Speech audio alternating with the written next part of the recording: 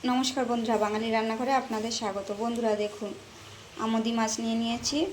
এই আমোদি মাছ দিয়ে আমি একটা রেসিপি করব, দারুণ স্বাদের একটা রেসিপি। এবার কড়াইতে আমি মাছগুলো মাখিয়ে নেব। মাছগুলো দিয়ে দেব। আমি আলু এভাবে একটু মোটা মোটা করে কেটে নিয়েছি, আলুটা দিয়ে দেব। টমেটো আর পেঁয়াজ কেটে নিয়েছি, এটাও দিয়ে দেবো। বেটে রাখা কাঁচা লঙ্কা আর জিরে দিয়ে দেবো। পরিমাণ মতন লবণ,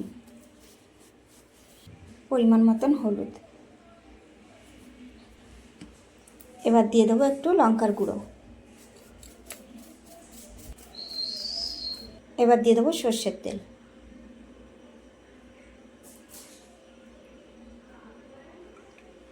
এটাকে ভালো করে মাখিয়ে নেব।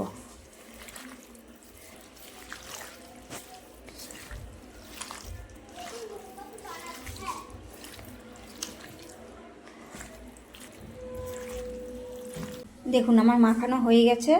এবার অল্প করে একটু জল দিয়ে দেবো। দেখুন আমি গ্যাসের উপর বসিয়ে দিয়েছি।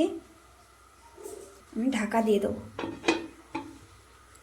ঢাকাটা আবার খুলে নেব। ঢাকাটা খুলে এবার একটু নাড়িয়ে নেব আস্তে আস্তে, নাহলে মাছগুলো ভেঙে যেতে পারে। আবার একটু ঢাকা দিয়ে দেবো। এবার আবার ঢাকাটা খুলে নেব। দেখুন মাছটা হয়ে এসেছে, দারুণ একটা গন্ধ বেরোচ্ছে। দেখুন মাছটা হয়ে গেছে। এবার ধনেপাতা কুচি দিয়ে নামিয়ে দেবো।